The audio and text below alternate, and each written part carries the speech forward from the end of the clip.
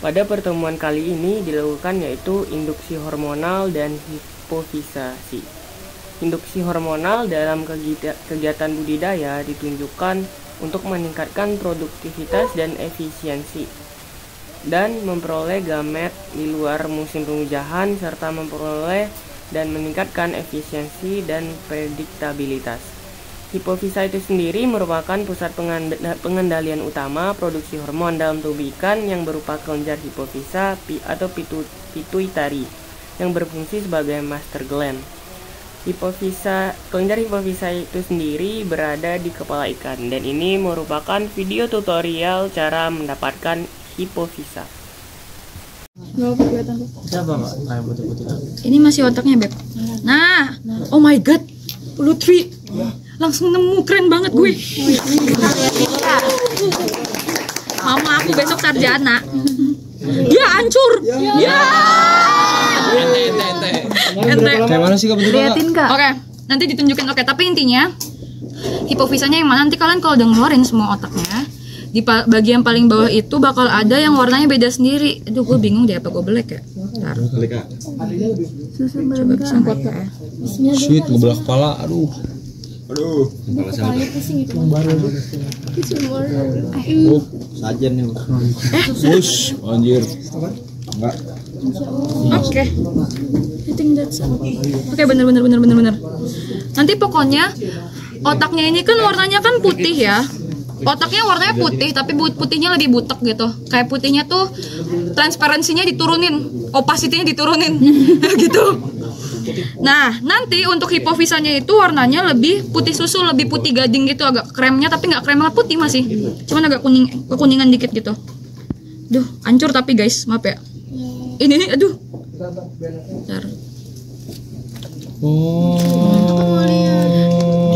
Kalau nggak gini deh, gampang ya. Nanti tuh di dalam bawah otaknya itu ada ceruk kayak gini nih, kan agak lengkung gitu ya. Di situ nanti ada satu yang nyisa, dia bentuknya masih utuh sendiri, dia nggak segampang otak buat hancur gitu. Ngambilnya pakai pincet kali kak?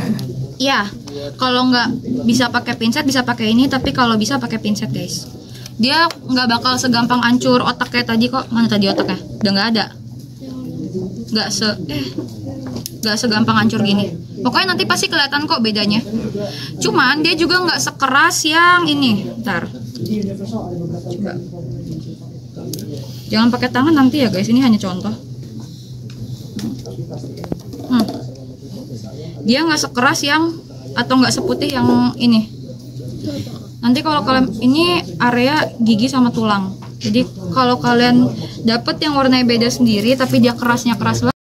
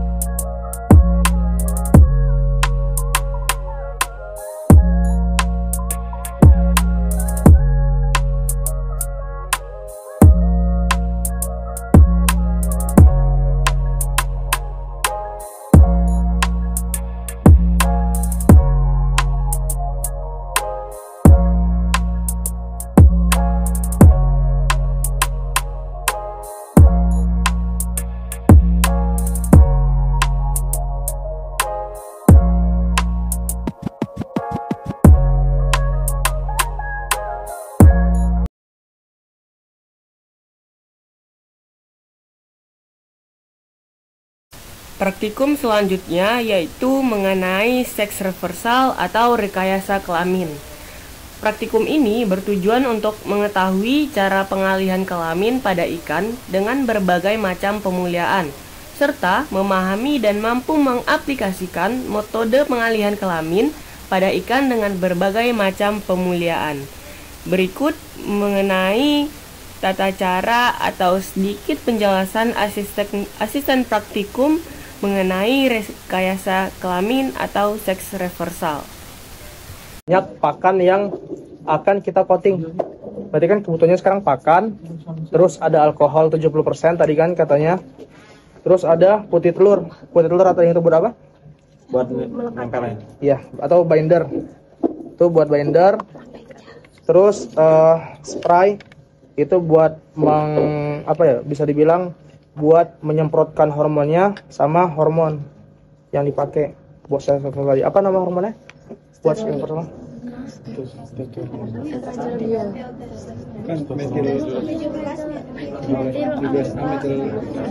Yang buat jantannya itu. Ya, gitu. Jadi buat perbandingannya seberapa? Ntar gue lupa ya. Buat perbandingannya itu biasanya kan kita pakai alkohol ya, nggak mungkin alkoholnya banyak kan, ntar bakal nyebabin ikan mati. Jadi misalnya itu kita pakai 50 ml air. Mana kilo? Air kilo?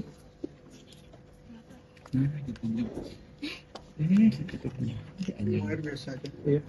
Air kan? 45 ml. Alkohol. Tadi berapa itunya? Dan itu berapa mili? Emang ya?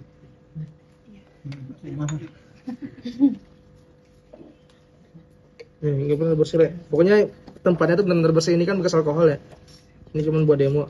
Ini udah diukur 45 ml air. Terus ntar ditambahin 5 ml alkohol.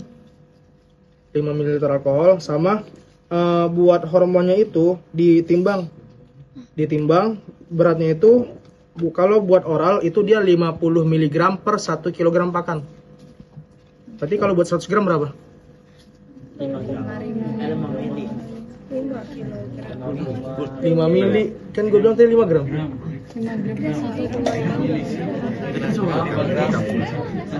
Baru bangun. 0,5 gram ya? Ya, ada kertas gak? Kertas lagi. Biar nggak bunyi. Sorry ini aja. Ya, berarti kan harus kita timbang ya. Yang jelas timbangannya harus yang konsentrasi. Ketelitiannya tuh harus dua Bisa begitu itu doang. satu ya. Satu. Nah, berarti kan kalau ini kan agak susah buat kita ini. Berarti kan harus diukur. Sebenarnya harus pakai sudip, harus pakai spatula sebanyak 50 gram. Ini kebanyakan.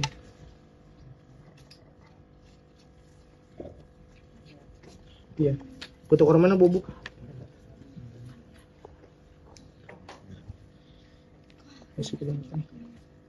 Nah, itu kan berarti kan ini kalau buat 100 gram doang kan harus 0,5. Nah, ini harus ini berarti dia harus pas ya. Makanya harus ada dua konsentrasinya itu harus dua angka di belakang koma. Karena kalau misalnya satu kan 0,5 bisa jadi 0,51 sampai 0,59. Tuh, makanya harus ketelitian itu harus dua angka di belakang koma. Nah, terus yaitu disampurin sama alkohol. Nah, karena ini dia 100 ml kelipatan 20. Gue jadi bingung, jadi kira-kira aja lah ya kita. Harus dihitung tapi 5 ml alkohol.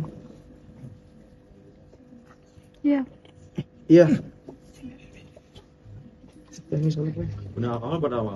apa? Alkohol buat apa? Buat dia apa ya? Bisa dibilang tuh buat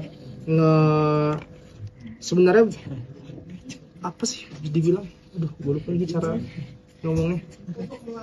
Ya, ngaratin hormon. Sorry. Iya. Nah, itu. Ingat dong. Air. Itu kan ada air, ada yang sama dengan air. Enggak, itu mah non polar. Iya. Kalau bahan kimia ada aturannya, jadi silakan dibaca pakai testosteronnya itu dilakukan. Ya, tuh. Ada yang bisa dilakukan dengan air, ada yang tidak bisa. Kalau tidak bisa maka harus pakai yang non polar. Nah, dah terus intinya sampai dia benar-benar itu ya, benar-benar larut hormonnya. Terus setelah itu baru dimasukin ke spraynya. Botol spray. Iya, botol spray, bukan key spray ya. Ini belum ada, lama kan. Udah, intinya ntar setelah itu kita, kalau semua sayang ya. Ya, intinya ntar kita pastiin nggak ada yang ngegumpal pakannya, supaya nggak ada yang terlalu banyak di satu pakan.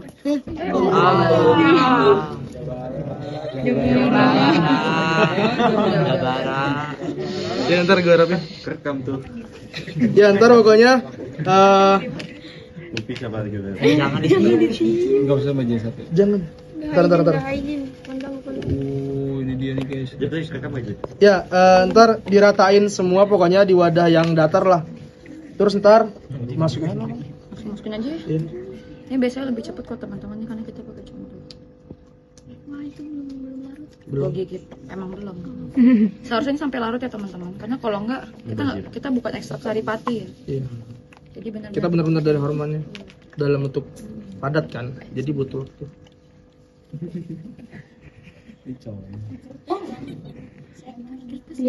Ini ke video loh, Bang. Nggak apa-apa.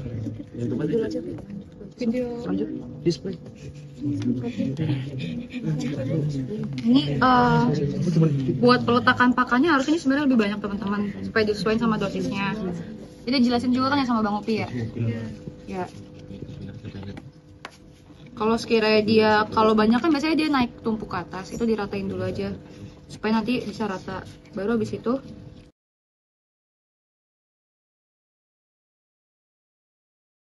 Berikut merupakan salah satu kegiatan dalam praktikum seks reversal, yaitu mengambil gonad pada ikan.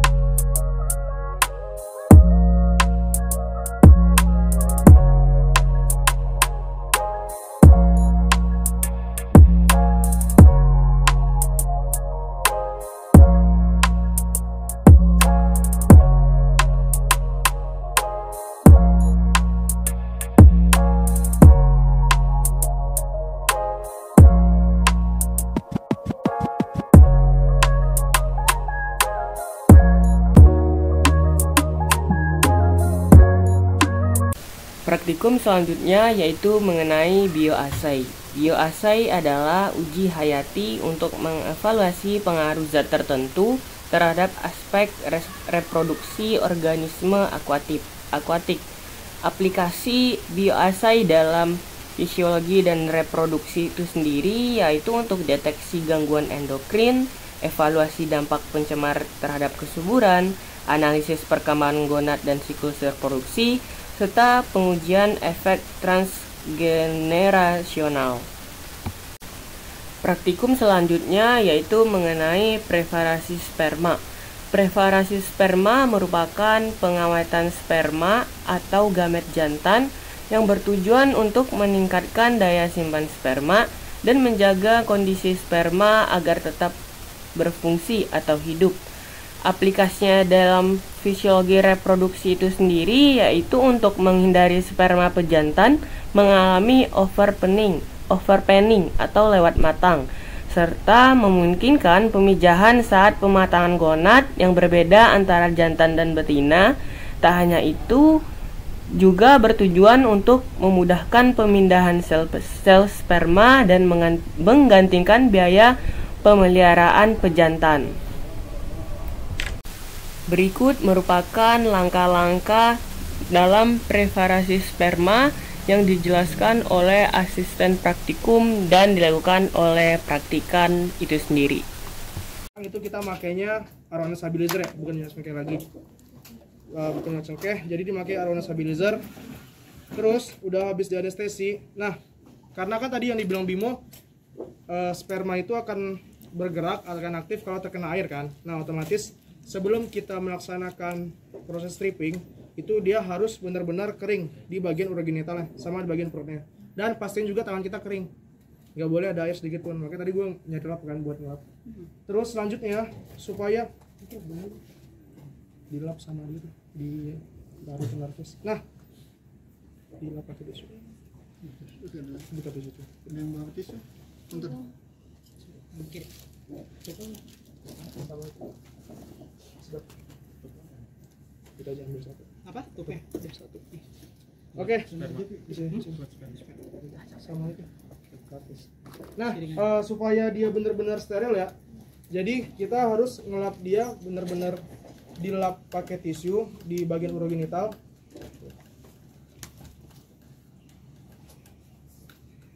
Benar-benar dilap, jangan sampai ada yang basah sedikit pun karena air. Terus habis itu dialirin pakai larvis. Karena kan tadi kan kalau misalnya pakai larvis kan bisa pengenceran kan tanpa menghidupkan sperma. Nah, itu fungsi larvis di sini juga. Mungkin harusnya di dasgen udah nggak sih? Kayak gini. Ya kayak biasa ya. Udah. Kasihan kan. Kiri bermegangkan. Oke. Nah, udah pastiin dia benar-benar kering. Terus kalian harus nyiapin siring yang enggak ada itunya, yang enggak ada jarumnya, yang jarumnya copot. Fungsinya buat apa? Buat ngetahuin ya selain nyedot buat ngetahuin berapa banyak sperma yang diambil. Dan yang mau disebut sperma Kerannya ngalangin. yang di sana kelihatan nggak? Menyesuaikan aja di situ tuh.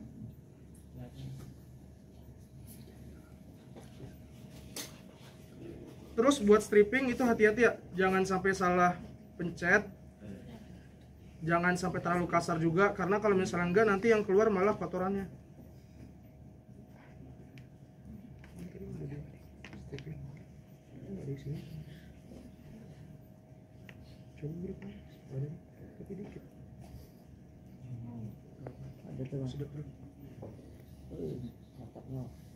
Pokoknya dapat dikit sedot ya.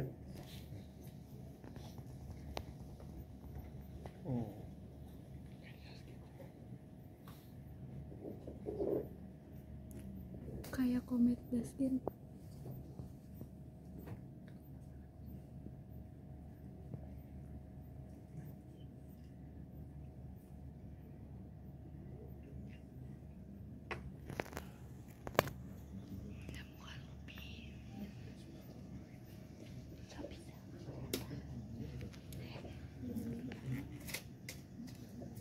nyedotnya juga harus hati-hati juga. Terus buat nyedot itu pastiin kayak nggak ada. Kayaknya banyak banget ya spermanya. Ada alat ini namanya hematokrit. Sekarang kita taruh dulu.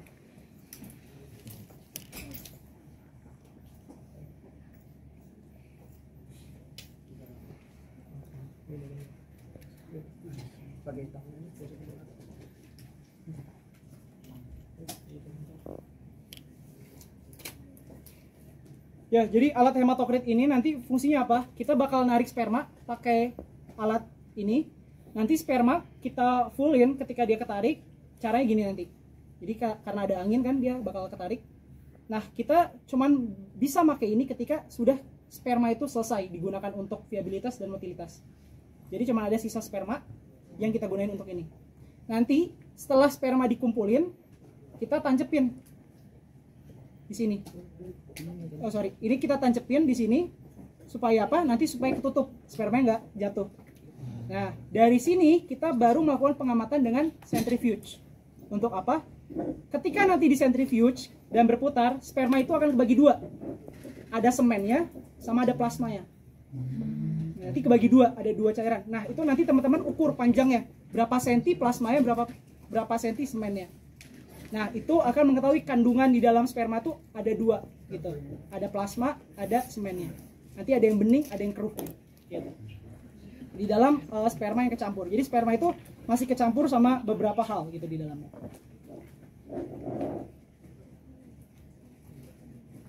Oke, kita boleh langsung lihat dan kita praktekkan. Jadi dibuka. Ini boleh pelan-pelan.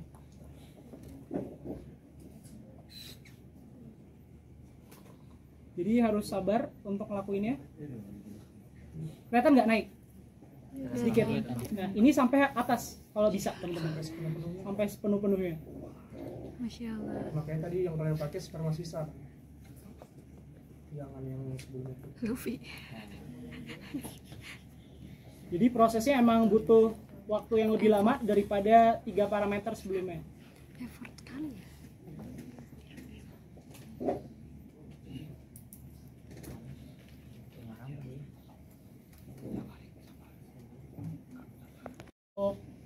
Dari ikan mas. Selanjutnya setelah dimasukin ke wadah tube kecil, kita langsung saja kita encerkan. Tadi rasionya berapa yang mau kita lakuin? 1:100. 1:100. Oke.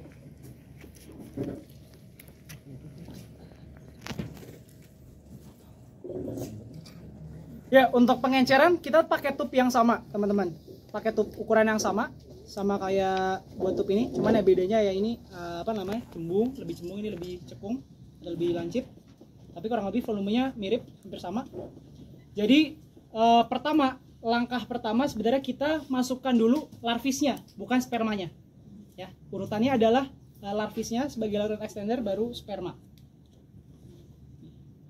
Kita boleh siapin wadah terbuka bersama larvisnya. Sama ini juga. Setelah kita masukin tadi, berapa larvisnya? 990 microlight, baru kita masukkan sperma sebesar 10 microlight. Jadi kita gunakan 2 mikropipet yang berbeda. Yang satu ini untuk pengambilan 10 microlight, yang satu untuk pengambilan 990. Ya, yang perlu diperhatikan teman-teman untuk pengambilan di dalam ini, yang ada yang namanya mikropipet, tentu ada yang namanya tip. Di Dasgen udah pernah pakai ini?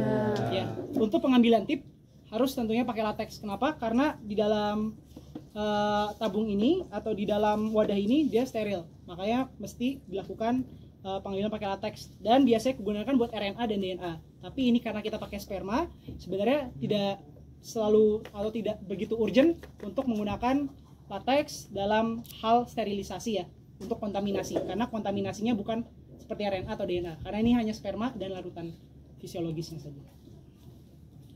Ya, oke, kita langsung mulai. Di sini ada micropipet. Ini tulisannya 10, kelihatan? Ini bukan 100, ada titiknya.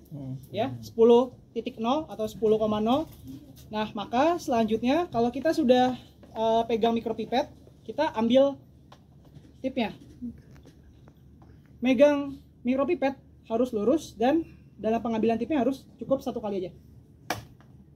Kayak gitu. Ya, jadi nggak perlu berkali-kali tekan, hanya 1 kali aja. Oke, setelah kita ambil, kita bisa buka tubnya yang akan kita isi dengan larutan fisiologis. Ya, kita reminder lagi, dalam penggunaan mikropipet ada 2 kali pencet, ada 1 kali, ada 2 kali. Lihat kan perbedaannya? Ya. Jadi untuk pengambilan larutan fisiologis kita pencet 1 kali. Untuk kita dorong, baru kita masukin, baru kita tarik. Setelah keisi, baru kita masukin ke tubnya dengan 2 kali, tapi bertahap dan pelan-pelan. 1, 2.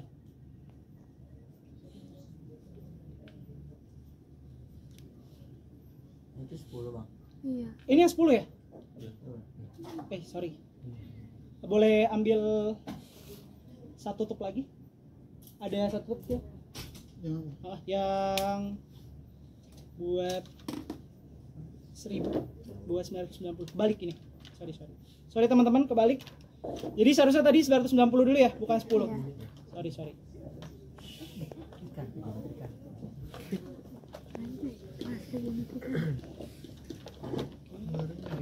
Dr. Faisal.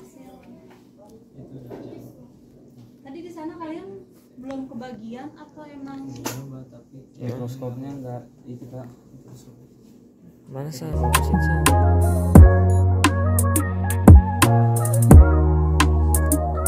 Terus.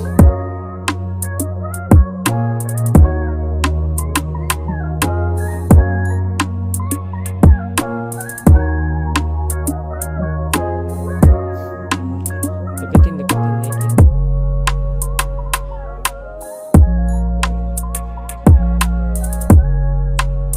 Dikit lagi.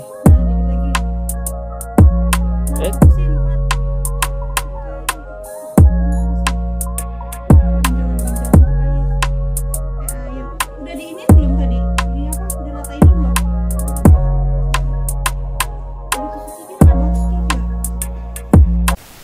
Pada praktikum selanjutnya yaitu presentasi mengenai domestikasi. Domestikasi sendiri merupakan proses penjinakan hewan yang liar untuk dapat dijadikan sebagai sumber daya atau dapat dibudidayakan. Pada kali ini kelompok kami mendapatkan komoditas kepiting bakau.